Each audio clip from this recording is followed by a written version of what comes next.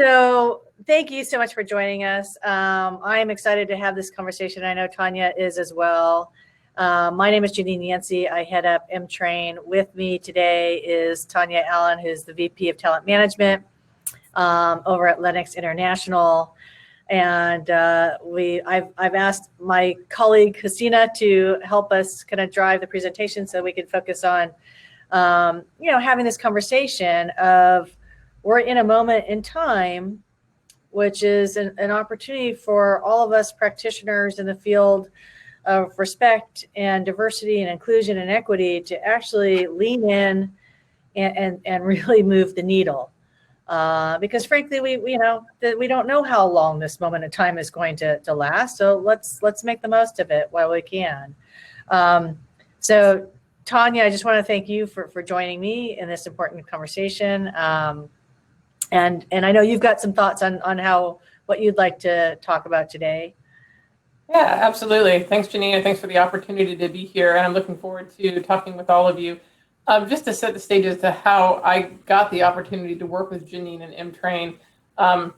Like many companies, Lennox decided that we needed to take some concrete action as a result of the George Floyd murder this past summer and the resulting social unrest and the conversations that were happening as a result of that. We haven't historically had a hugely robust diversity and inclusion initiative, and I'll talk about that more as we go through this.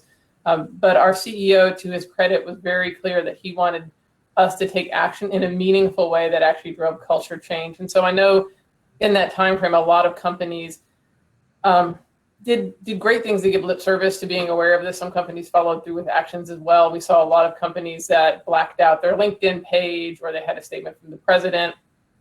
Our CEO was very clear that we needed to do something meaningful to drive the culture change. And so that meant training the organization to think about things differently, and not just training, but having conversations with people that allow them to think about things differently and to approach this whole conversation differently. And so we were really challenged to not just check the box, but to really make this the start of something meaningful and different.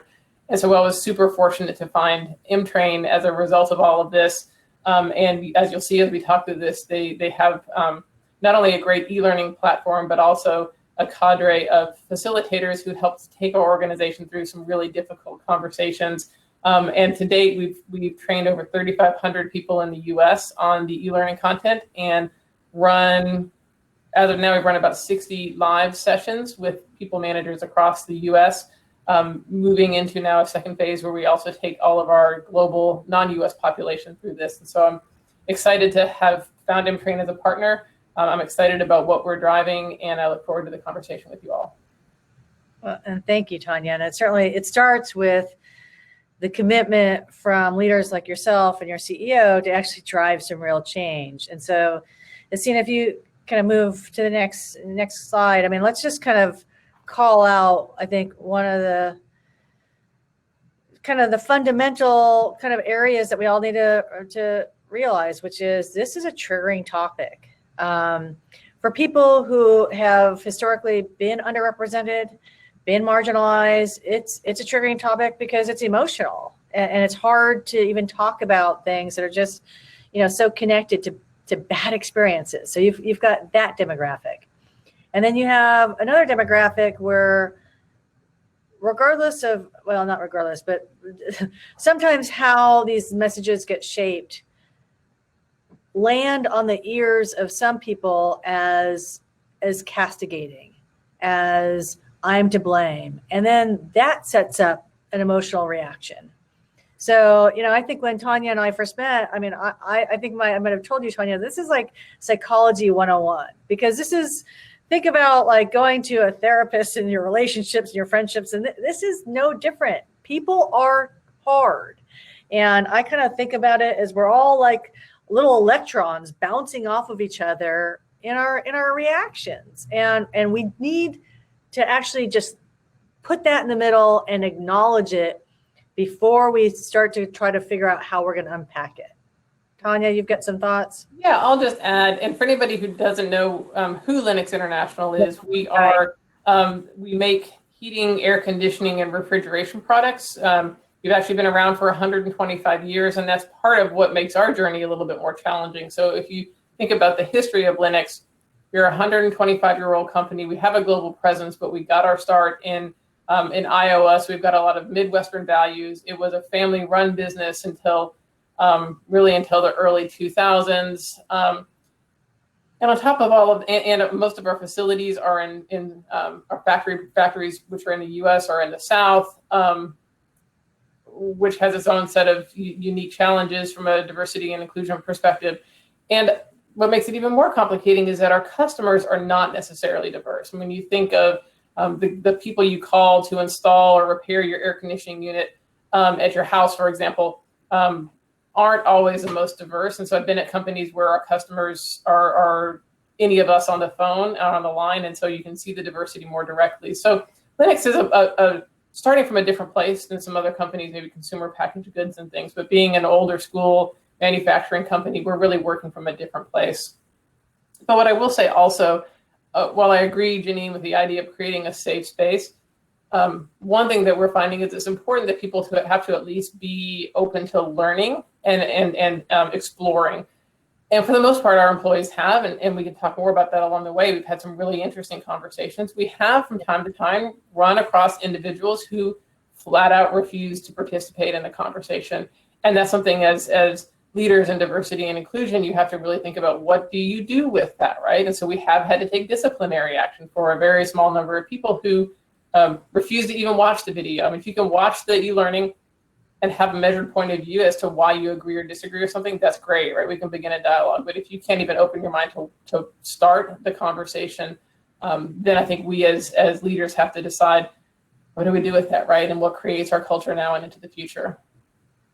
So let's put a pin on that, because I have some thoughts that I want to kind of explore on that one, Tanya. But let's go to the next one, Messina, and let's start with the proposition that diversity and inclusion, you can think about it as a business function, frankly. I mean, I know we don't typically, it's thought of in the enterprise as more of an advisory function, but, just think about it as a business function, and every single business function has KPIs. So I think I have the benefit of looking at this topic as both from the perspective of a practitioner, as well as a CEO that has to drive outcomes, right? And so when I took a step back, and this was a couple of years ago, and I said, okay, we're all striving for inclusion, and what so often happens, and I'll just kind of, talk about my own kind of examples and experiences. Before I started Emtrain, I was an employment lawyer and dealing with employee relations issues and conflicts and claims, and what just seemed to dominate kind of the airwaves, if you will, was we've got bad outcomes, and we have some anecdotal kind of examples or guesses as to why those bad outcomes happened, but we haven't seemed like intentionally unpacked these outcomes into predictable components, right? So if we look at marketing as a function, as just like an analogy, for example, talk to any of your marketing colleagues and they'll show you the marketing funnel where there's definitely KPIs and there's conversion ratios. And if they get a certain number of, activity at the top of the funnel, they've got conversion ratios. They can tell you what's going to come out in the bottom of the funnel. Same with your sales leader, same with your engineering leader. Every single function has that. Diversity and inclusion does not. We've got trailing indicators of, what's our population? What's our promotion rate? What's our representation at this current time? I think that there's an opportunity to think about the behaviors, focus on the behaviors, and what are the behaviors that when combined get us either good outcomes or bad outcomes. And I always use the, as well as the business functions, I use the health analogy, right? So when we go to our primary doctor and they give us the annual, they're looking at things like our blood sugar level, our body mass index, our blood pressure. There are some indicators that are early indicators of, oh, shoot, okay, we're going to have to change your blood sugar level is a little bit high. So we're going to have to change your diet so that we can bring that blood sugar level down a little bit. I think that this is exactly the same type of situation where that same thinking can be applied to driving, figuring out what the levers are and pressing on the levers to drive better outcomes and inclusion. Tanya, do you have anything to add to that? Yeah, so I will say we have been doing a pretty good job of tracking those lagging indicators for a while, and we're relatively responsive to them. I mean, we get reports on a monthly basis as HR leaders that we work with our business leaders on those key metrics around, recruiting rates, hiring rates, promotion rates, attrition rates, all of that. So we stay relatively on top of it, but still it is a lagging indicator. And that means sometimes that then our actions are sort of lagging as well, right? So we know people are leaving more, but do we really know why people are leaving more? And one other thing I think that we're finding, especially in the recent past, as we've been working on disclosing diversity data for the first time in our ESG reports, is you really have to think about just how good your data is, right? Because if you're making decisions on this, lagging or not, you have to know how accurate your data is. And so we're finding as we look at what other companies are doing, what seems to go well, what seems to not go well, what other companies are doing or are not comfortable sharing. And we're really starting to even question for ourselves on some of these basic measures, what really counts as a promotion, what additional detail can we get if somebody's leaving beyond sort of the broad categories we use in exit interview, which don't always meet the mark. And so do we measure global or US data, right? So we have a lot of thinking around that we're doing as well. And then certainly to that point about what we haven't been doing until recently is the inclusion side of things, right? So that's where we're really trying to figure out how to better do inclusive activities for one, right? Increasing awareness in the organization around different types of diversity and how everybody can bring their unique self to work and the value in that. More candid conversations about this, but then how do we track that and how do we track the change in the culture and the change in the mindset of employees? Because you can recruit as much as you want into the organization, and if you don't have that inclusive environment, you're going to end up losing people out the back end as fast as you can get them in, right? So we want to get that really good diverse talent in the door. We want to make sure we create a space where they want to stay. Totally. So let's look at what we've identified as what we call the workplace social indicators, which is basically the KPIs. There's 6, and this is based on, our experience in the trenches, working with employees, working with conflicts, and just trying to unpack the kind of core indicators of what drives behavior, what drives, outcomes. So you've got 3 at the organizational level and 3 at the individual level. And, Tanya, if you don't mind, I'll just kind of quickly summarize all of them. And you could add in your thoughts. But, at the organizational level, you've got, decision making. And folks, Hasina will do a link to this is a poster that Emtrain has that you guys can have. But at the organizational level, you've got decision making, which is really impactful. So not all 6 are probably, I wouldn't rate them equally. Some are more impactful, more powerful than others. And decision making is one of those. So if you have an organizational culture where people just know that they need to slow it down and they need to have a little bit of a process before they make a decision, that will filter out a whole lot of that top layer of just bias and just emotional thinking. You also have valuing differences. So if you've got, again, this is kind of like investment. Like the earlier you invest, the better you are, right? The more you have some of these behaviors reflected at the upper echelons of your organization, it's more impactful, right? Because it's more influential. So if you've got folks, ideally you want a whole culture of valuing differences. But in particular, if you've got folks in the leadership ranks that demonstrate consistently how they value people from different life experiences, different backgrounds, that starts moving the needle. And that kind of relates to allyship, which is, okay, we now have people that are showing that they value differences, and then they won't be a bystander, they'll be an ally. They will use their influence to open up the door and give some support to a colleague. On the individual level, so you can't necessarily change this, but you really need to be aware of it. You need to measure it and know what those measurement levels are within your organization. So it starts with demographic experience, which is a power lever, right? So similar to decision making, your demographic experience is basically representation.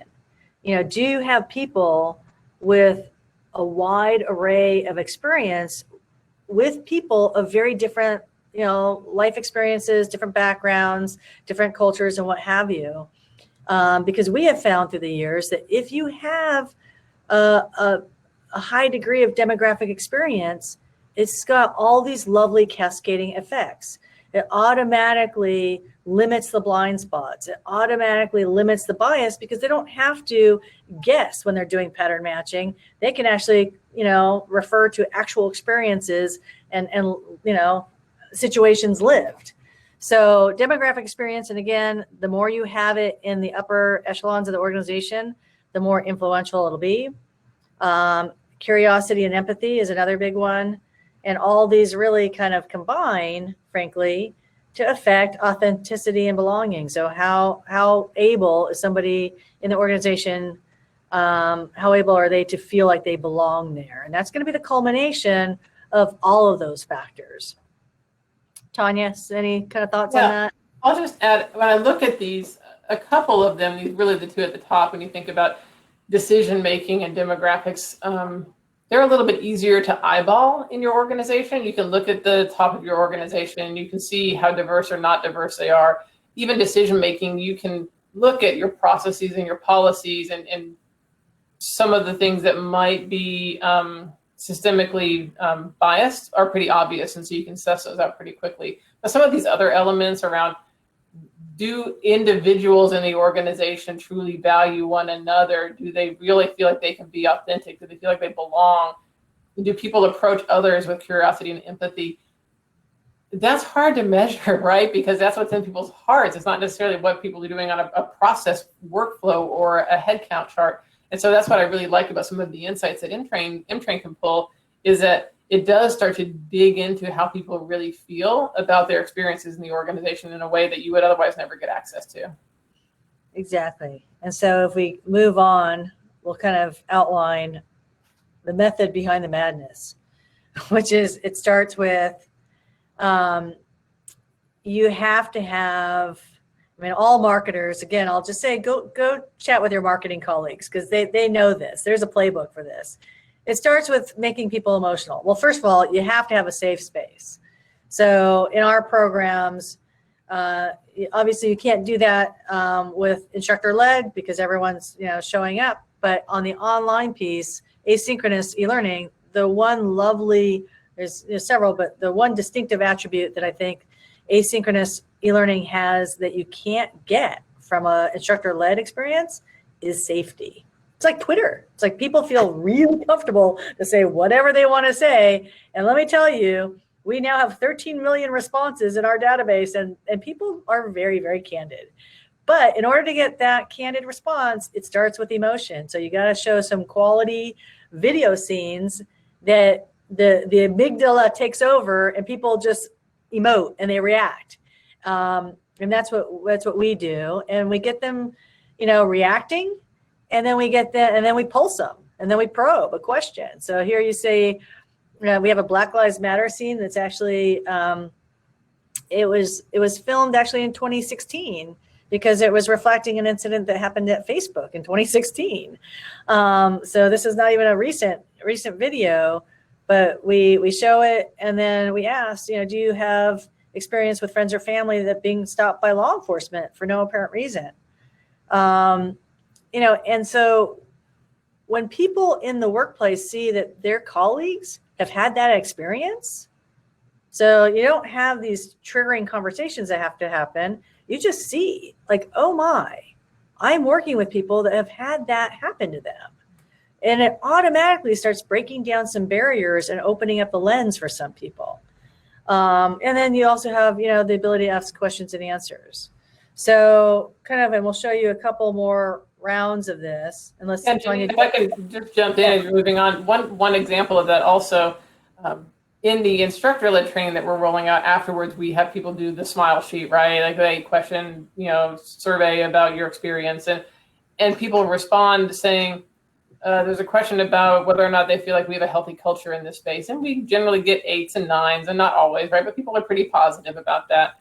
But then in the e-learning itself, as people go through this experience, watch these videos, ask these questions, they're asked about how they feel about the culture, and their response was significantly lower. I think it was maybe 30% versus 70%, right? So we're seeing 80%, right? So it's getting a level of candor and honesty in our employees that maybe they wouldn't give us on any kind of traditional employee survey or the smile sheet. And it really lets us dig in under the covers to see that there actually might be something we need to address. Yeah. So let's kind of, look at a little bit more of this and talk about this, because I think the secret sauce really is creating that environment where people have something to say, and you give them an opportunity to say it and weigh in a completely safe, anonymous way. So, seeing if you move on, and all the probing questions are related to the workplace social indicators, kind of these key components. So another big theme within inclusion is, do people feel like they can be their authentic selves? Because if they don't feel like they can be their authentic selves, then you're never going to, achieve this outcome where people have a sense of belonging to that team, right? And so this is just showing a video scene with, Latinx colleague who's basically, code switching, for her colleagues, and it shows basically. And so there's this personal tax that she's paying every single day, to try to put on this assumed kind of corporate mask so she can, fit in better. So we show this, and then we pulse people. Do you feel like you can be your authentic self? Strongly agree, strongly disagree. We'll ask a couple follow-up questions. And to Tanya's point, it gets you a level of candor that is just revealing, but it tells you where. It's kind of like a SWOT analysis. It tells you where you need to focus, your attention and your team's resources. Tanya, anything to add there? No, I think I'll kind of add some stuff just at the end as you kind of get through the demonstration of the content. Oh, okay. So I don't think we were planning on showing the video. I'll add it here actually then. So the thing about the videos that are here, and what I really like about them is they're nuanced, right? And I think back to the first unconscious bias training that I was ever involved with 15 plus years ago, and it was pretty blunt, right? I mean, either you were a horrible person or you were a wonderful person, and there was nothing in between. And our world is so much more nuanced than it was, and so you can't just approach things with that same black and white approach. And so having videos that are not only high quality videos, but which people gave us a lot of feedback about just the sheer quality of the videos, but also the level of thought that they triggered, because they weren't so black and white, and they were scenarios that are true to life, and people have experienced things that are very similar to what you see in these videos, and they can think back and think, well, gosh, maybe I didn't handle that well, or maybe I handled that well, but they can connect to it in a really meaningful way. I think that level of sophistication and how you talk to people about this is in this current era is really important. Yeah, no, so thank you. And for anyone with us today, all of our videos for the most part are on YouTube.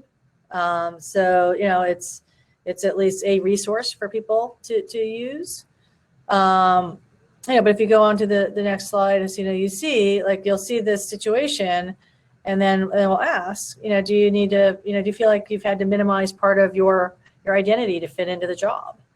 And again, you'll get candid responses that is extremely helpful. I mean, we have one client, it's an HR technology client, and a big focus of what they do is analytics, people analytics. And we were talking to their head of people analytics, and that person's like, wow, I've never seen this type of data before. Because it's really, to Tanya's point that she was making, it's really hard to get this type of data when you're doing a survey, because a survey, it's just out of context. it's just words, and part of the problem is, my version of respect and inclusion is going to be different than another person's, and it's going to be different than another person's. So we're all using the same words, but our in our head, we have very different visions of what that means. So you kind of have to show, not tell, right? So by showing them and then pulsing them in a format where they know they're safe, they're de-identified, it opens up kind of the channels of communication. I think also the ability for people to sort of freeform and share what's on their mind has been really interesting. So we've seen all different kinds of comments from people who shared their own experience of having bias applied to them and what that did to them, and a host of other avenues. But the ones that really touch me most of all, and we've had quite a few of these, are people who say, I see things differently now, right? I realized that when I made an assumption that my coworker's spouse was that she was heterosexual and her spouse was male, that was wrong for me to do, and I feel bad that I did that, and I wish I'd approached it differently, or a variety of different examples where people just were very candid about, I see now, I understand, and that in the moment learning and the people's candor to be willing to share and process that. It warms my heart, because I see that people are actually taking away what we want them to take away, and that'll pay dividends for every interaction they have going forward. Yeah, totally. I mean, the power of story is just so significant, and actually humanizing everyone, because what happens is we either have blind spots and we just literally don't see it, or if it comes on our radar, it's so disconnected that people, they're busy, whatever, they rationalize and they just dehumanize the experiences of others. And so humanizing it and creating a situation where everyone feels safe to say, I missed it, I didn't understand, I had some blind spots, let me hear about the experiences of my colleagues that I value. It just changes the landscape, I think. Let's look at one more, and I want to be cognizant of our time, because I want to talk about how these all interrelate too, because I think that's important. So here it's another video, and again, I recommend that everyone just go on the YouTube channel and go ahead and take a look. And we actually have a playlist of all the diversity and inclusion videos there, and that's available for you folks. But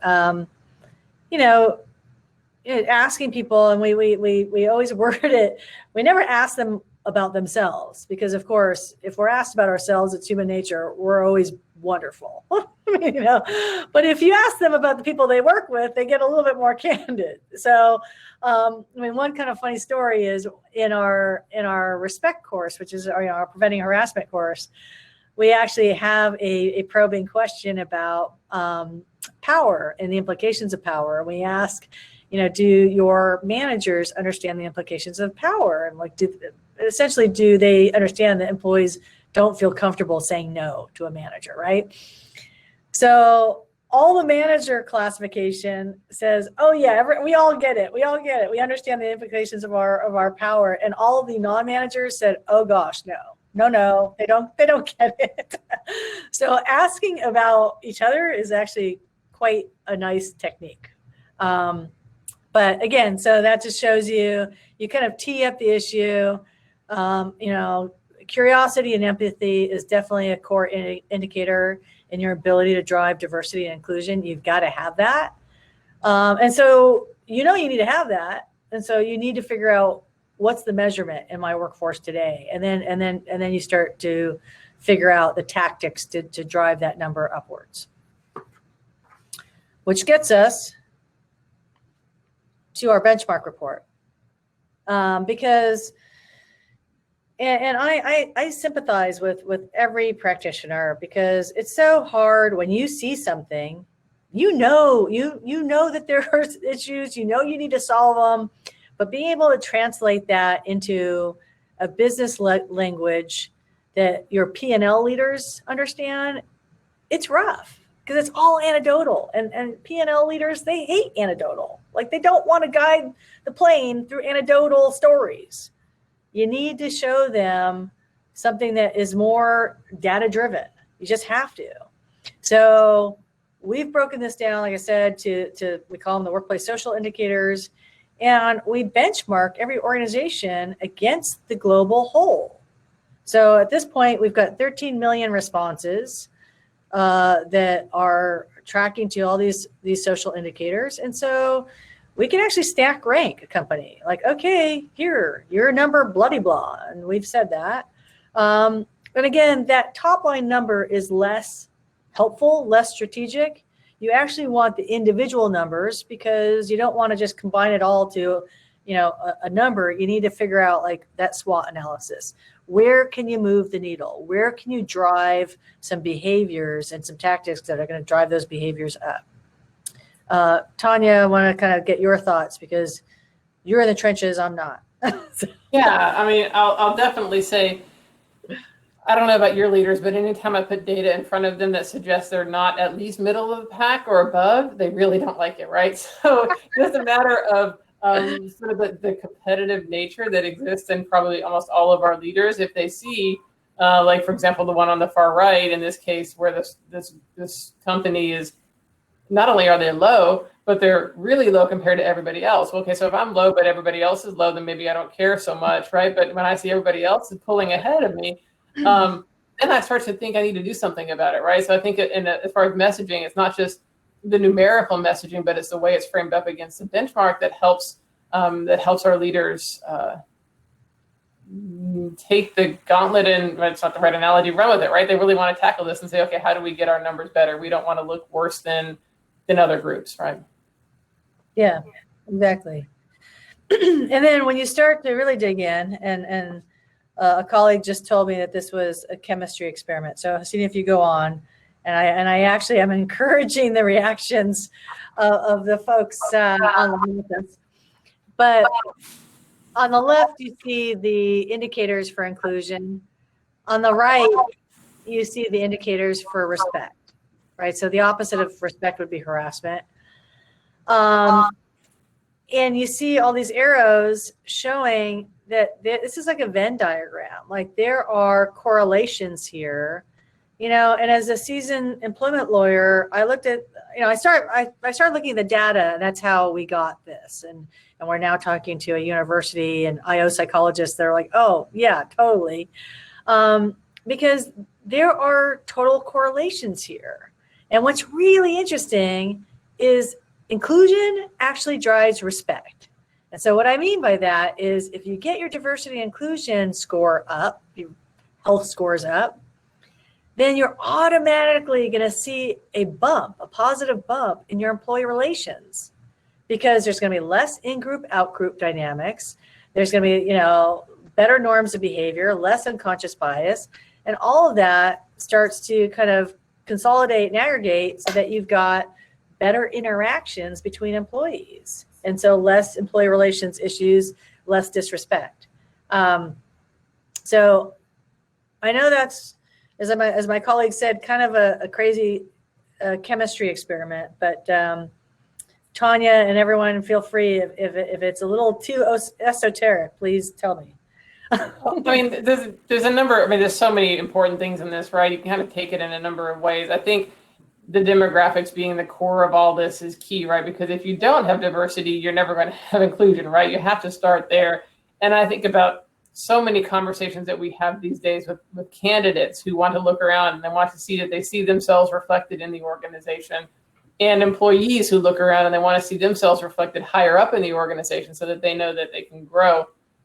So that's definitely, and that's been something we've been on a journey on for a long time, but more and more it's really table stakes. I think people have been willing to take a chance on companies in the past because every company they were taking a chance on, and now it's harder to distinguish yourself from other companies. And if you don't have that diverse representation, you're not as compelling of an employer. So we really start there, right? But then I think about some of the things that we've been doing lately in the inclusion space, and the whole in-group, out-group space really resonates with me, right? Because we've had a couple of employee resource groups. We had one for women and one for young professionals, which we've had for a long time. And certainly women has always been a challenge for us in a manufacturing company, in an HVAC world. But we just this year launched 2 new ones, and we'll probably continue to launch more as the time is right. One for our African-American employees and one for our LGBTQ employees. And I should say, focused on their needs, right? It's not for them. All of our employee resource groups are open to all employees. But just to be able to have those candid conversations and feel like there's other people like them in the organization and other people having the same experiences, whether they're good experiences or whether they're bad, because we have both of them in the organization, that creating this space where people can really be themselves and see others like them in the organization, not just in the numbers, but in the experiences and the opportunities, has been really powerful, I think, for our ongoing evolution. So that's great. I want to find out that on the inclusion indicators, decision-making processes and probably demographic experience and allyship have outsized influence, I'd say. So, demographic experience is individual. So as an organization, all you can do is very intentionally ensure you've got a representation. And as I've been saying recently, it's not one-to-one. It's like, you don't need a Black person to represent your Black demographic. You don't need women to represent women. You don't need one-to-one. You just need at least a few folks that have had experiences that have been, marginalized, so that they have empathy, they have curiosity, and they can connect and fill in some of the blind spots for others, so that you start to have some nice ripple effects throughout the organization. But those are, yeah, go ahead. I was going to add to that. In fact, we've been having conversations of late about how dangerous it is to have that one-for-one, right? So yeah. I'm the only female in the room. So Tanya, talk to me about what it means to be female, or I'm the only African-American in the room. So, hey, tell me about Black culture. I can tell you about my experience. I can't tell you about the entirety of the female lived experience or the entirety of the African-American lived experience. Right. So I think you have to exactly go beyond that one-to-one. You really have to create the broader dialogue and be open to learning all the nuances. Right. Yeah. You have to actually intentionally infuse the culture with these dynamics and elements, so that everyone wants to learn, everyone wants to be an ally. Right. And then, since we have it up there on the respect social indicators, really the power dynamics and the norms and practices and social intelligence are the 3 big ones. You get those 3 under control, and the definitions are in our poster. But if you get those 3 under control, then you're doing yourself a service, a benefit, and getting your employee relations, in a good spot. So I think with that, I think we're at the end. Oh, yes, no, thank you, Sina. So if folks go on the Emtrain website, we actually have a complimentary D&I assessment. And so you just have to, click 2 or 3 times and start up a free account, and then you could go through. It's about like a 8 to 10 minute assessment, and it'll just give you an experience, along the lines of what we're talking about, and give you some information about these social indicators. So I think with that, we're at our end. So Tanya, I want to thank you for joining me today. And Sina, thank you, and everyone. Thanks for joining in on this really important conversation. I'm excited to be continuing this conversation into next year.